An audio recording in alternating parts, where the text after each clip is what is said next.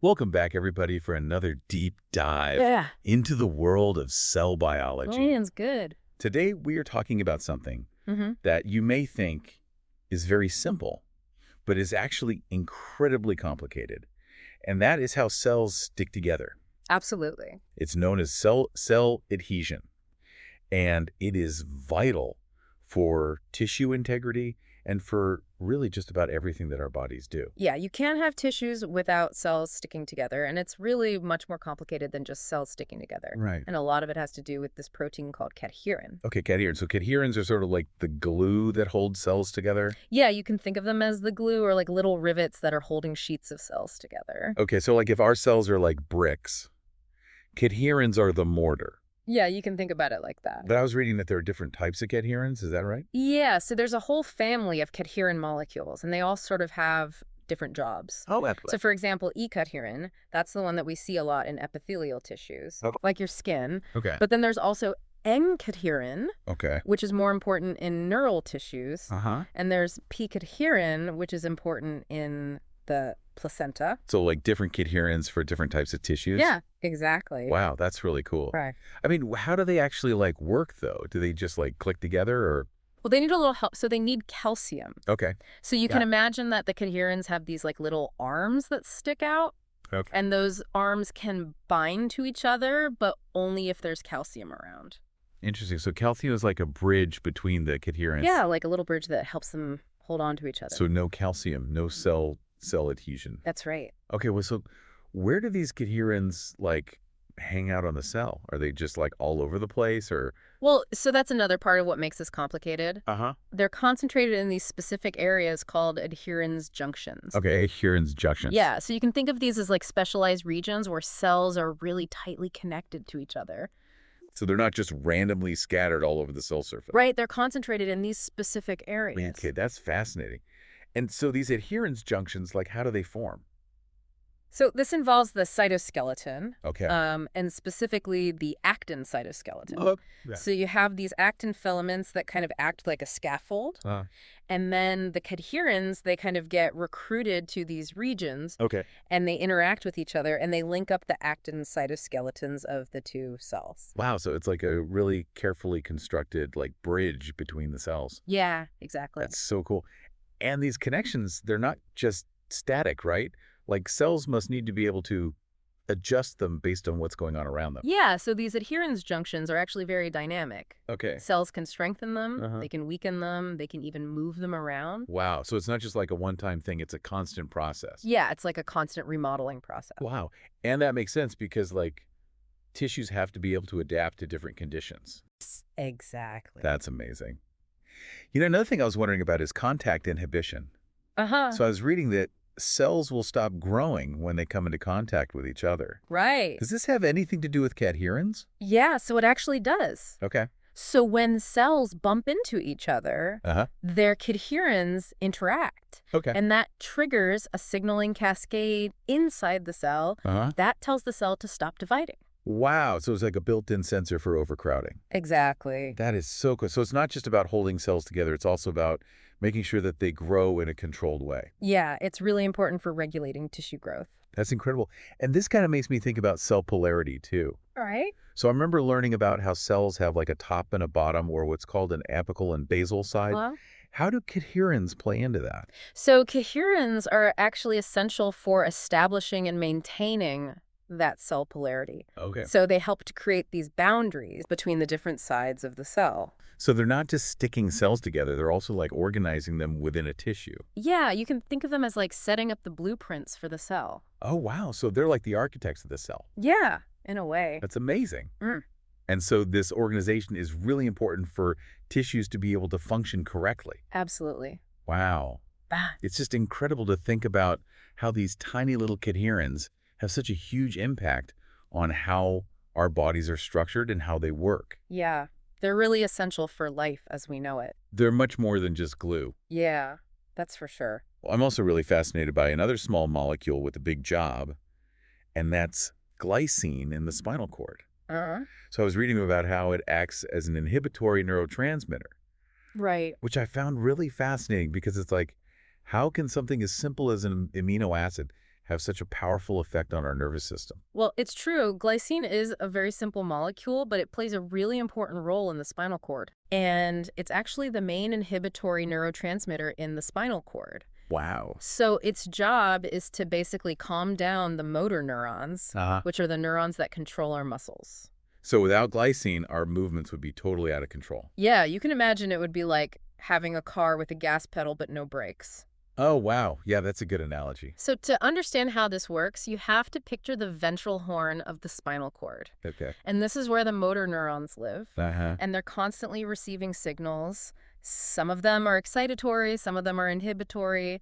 And glycine's job is to kind of filter out that noise and prevent the motor neurons from getting overexcited. So it's like a shush signal for our muscles. Exactly. I love it. Okay, but how does it actually do that? So glycine binds to these receptors on the motor neurons. Okay. And when it binds, it causes these channels to open.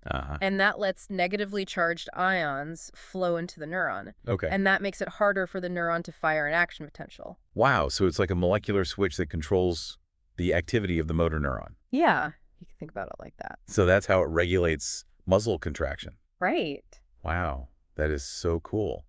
And are there different types of glycine receptors or? Yeah, so these receptors are actually pretty complicated too. Okay. So there's not just like an on and off state. There's also like a closed resting state and a closed desensitized state. Okay. So there's all these different ways that the receptor can be modulated. Wow, so there's a lot more to glycine than meets the eye. Yeah, there's a lot going on there. It's amazing how these seemingly simple molecules have these incredibly important and complex roles in our bodies. It really is. And speaking of complex roles, let's shift gears for a second and talk about another type of molecule that you were curious about. Okay. And that is the thyroid hormone receptors, or TRs. Oh, yes. You were mentioning that you were really interested in how they regulate gene expression. Yes, exactly. There are these master switches that can turn genes on and off. Right. And what's really fascinating about these receptors is that they can actually silence gene expression in the absence of their ligand. Oh, wow. So when there's no thyroid hormone around, these receptors, they actually bind to DNA. Okay. And they recruit these other proteins that help to shut down gene activity. So it's not just that they're inactive, they're actively silencing genes. Exactly. They're actively repressing gene expression. That is wild. And then when thyroid hormone comes along, it binds to the receptor. Okay. And that causes a conformational change. Okay. And that kicks off the repressors. And it recruits these other proteins called coactivators. Okay. And then all of a sudden you have gene activation. So it's like thyroid hormone gives the receptor a whole new look. Yeah, it's like a molecular makeover. Yeah. And that makeover is what allows it to turn on genes. Exactly. That is so cool. So it goes from being a gene silencer to a gene activator. That's right. Wow. And this is really important for all sorts of things in the body, right? Yeah. So thyroid hormone, it regulates metabolism, it regulates growth, brain development, heart rate. Wow. It's incredible how one hormone acting through these receptors can have such widespread effects. It is. It's really quite amazing. You know, as we've been talking about cadherins, glycine, and now TRs. Right. It's just amazing to me how these tiny little components can have such huge roles in how our bodies work. It really is. It's like a symphony of molecular events that's happening all the time. I love that, a symphony of molecular events. And we're just starting to understand all the different players and how they all work together. Well, that's what makes this so fascinating, right? Yeah. There's always more to learn. Absolutely. But before we go any further, I think we should take a little break and give our listeners a chance to absorb all this amazing information. Yeah, that sounds good. We'll be back in just a few minutes to continue our deep dive into the fascinating world of cells. Sounds great. Until then, keep those neurons firing and those cells sticking together. See you soon. Welcome back. Back for more. We're diving right back in. I'm ready. To the world of cells and molecules. Yes, last time we were marveling at the power of thyroid hormone T3 and its incredible ability to like transform those thyroid hormone receptors, the TRs, from gene silencers to gene activators.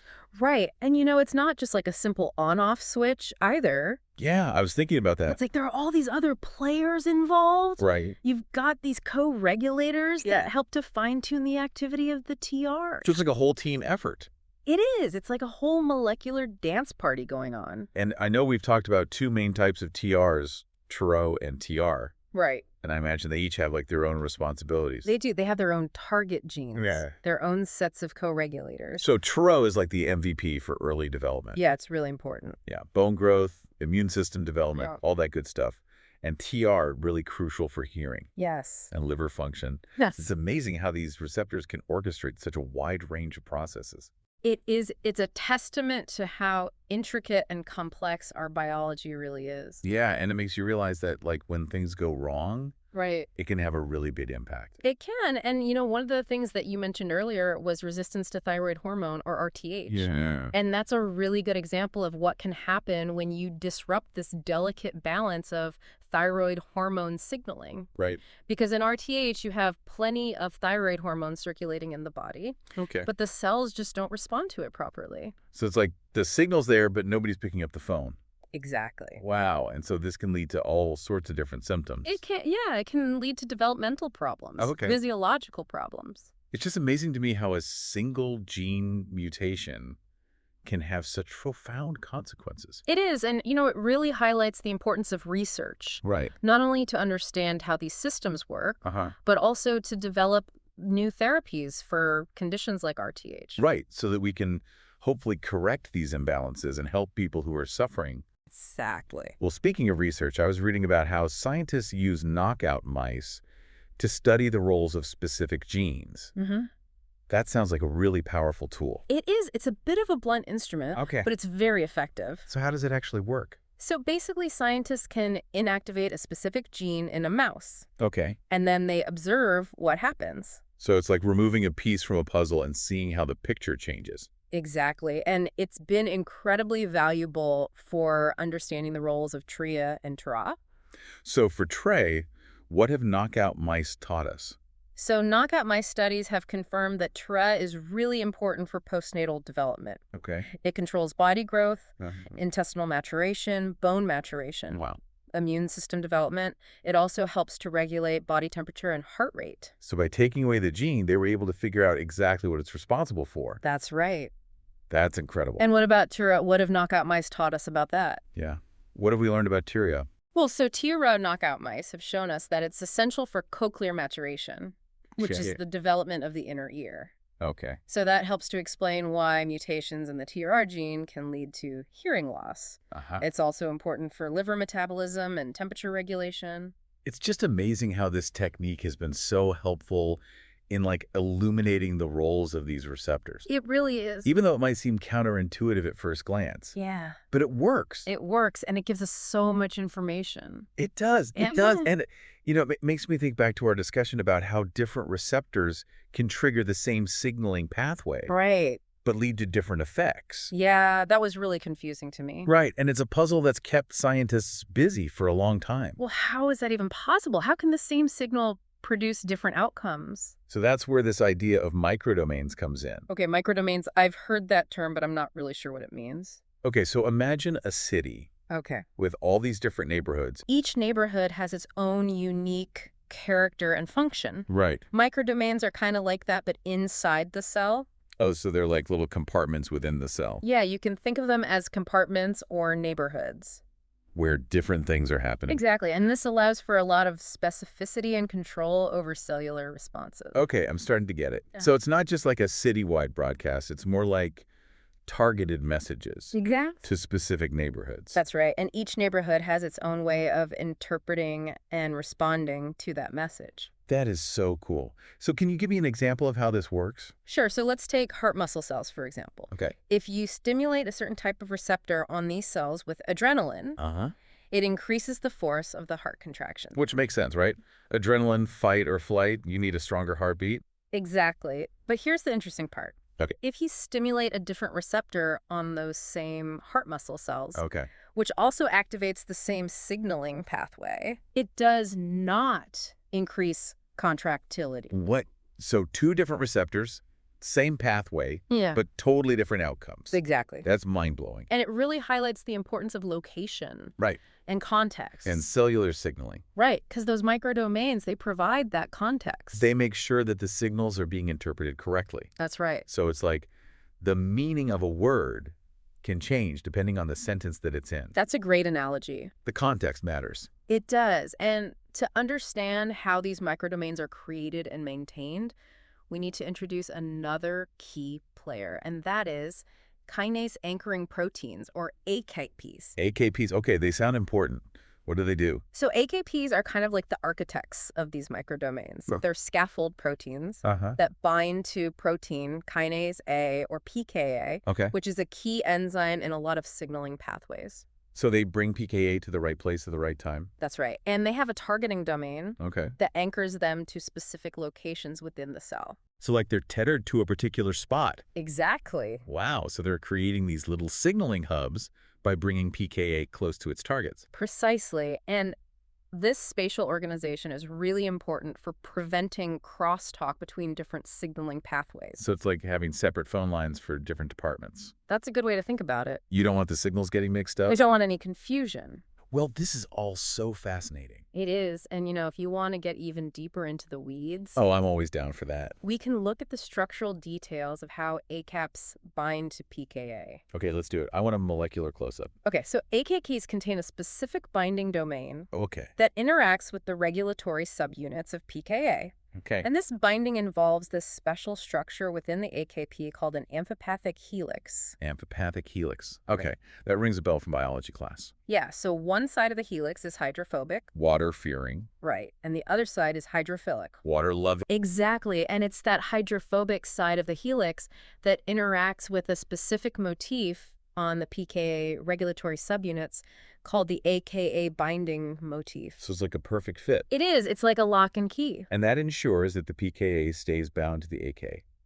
Even when it's activated. So it's a secure connection. It is. Keeping everything where it needs to be. And just to add another layer of complexity. Oh, of course, why not? There are actually two main types of pKa, type 1 and type 2. Okay. And type 1 pKa is usually free-floating in the cytoplasm. Okay. But type 2 pKa, it likes to bind to AK time. So it's more likely to be found in these microdomains. That's right. Wow. So we have different types of pKa, different types of AKAs. Right. And they're all interacting in these specific ways to create these microdomains. It's like a cellular dance with carefully chosen partners. It is, and this dance is happening all the time. To keep our cells functioning properly. Right. I am mind blown by all this. It's pretty amazing when you think about it. It really is. I mean, all these intricate interactions happening inside our cells every second of every day. Yeah, it makes you realize that even the smallest details can have a huge impact on the bigger picture. I think that's a good place to pause for now. Yeah, let's let our listeners catch their breath. Because we've covered a lot of ground here. We have. But we're not done yet. No, we'll be back for part 3 of our deep dive. To explore even more of the fascinating world of cells. Until then, keep those neurons firing and those cells communicating. And we are back. Back again. For the final part. The grand finale. Of our deep dive into the amazing world of cells. I know, last time Yeah. we were in the midst of these microdomains. Yeah, those microdomains blew my mind. It's really a paradigm shift. It is. In the way we think about cell signaling. Totally. And it makes you realize just how much is going on inside these tiny little cells. Yeah, it's a whole universe in there. And it's all happening in such a precise and coordinated way. Well, and all this intricate signaling, it ultimately affects how our genes are expressed. Right. Which brings us back to those master regulators. The TRs. The thyroid hormone receptors. Yeah, those guys are pretty amazing. They are. They're like the conductors of the orchestra. And we were talking about how they can switch from being gene silencers to gene activators. Right, depending on whether thyroid hormone is bound to them. But there's even more to the story, right? There is. So remember we were talking about co-regulators? Oh, yeah, those other proteins that help to fine-tune the activity of the TRs? Exactly. So you've got coactivators, which enhance gene expression, and core pressors, which repress gene expression. So it's like a volume knob. Yeah, you can think of it like that. With the co-regulators adjusting the level of activity up or down. Exactly. And it's this interplay between the TRs and the co-regulators that ensures that gene expression is really tightly controlled. And of course, we have two main types of TRs, tray and tray. Right. Each with its own posse of co-regulators. You can think of them as having their own entourage. It's like a whole cellular soap opera. It is. There's a lot of drama going on in there. So much drama. But it's also important for making sure that our bodies function properly. Oh, absolutely. And when you disrupt this delicate balance, Like when you have a mutation in a TR gene or you have a problem with thyroid hormone production, that's when you start to see problems. Like RTH. Exactly. RTH is a good example. But there are other conditions too, right? Yeah, there are even some types of cancer that can be linked to DR dysfunction. It really is amazing how these tiny little molecules can have such a huge impact on our health. It is, and it just goes to show you how much we still have to learn. Right, we've come a long way in our understanding. But there's always more to discover. Well, I have to say, I've learned so much during this deep dive. Me too. It's been a great journey. From the simple act of cells sticking together to the intricate dance of gene regulation. It's all connected. It really is. It's like a whole new world has opened up to me. Well, that's the beauty of science. It is. It's always pushing the boundaries of our knowledge. And revealing the hidden wonders of the universe. I love that. Well, thank you so much for taking us on this incredible adventure. It's been my pleasure. I hope our listeners have enjoyed it as much as I have. I hope so too. And until next time, keep those neurons firing. And those cells communicating. We'll see you soon.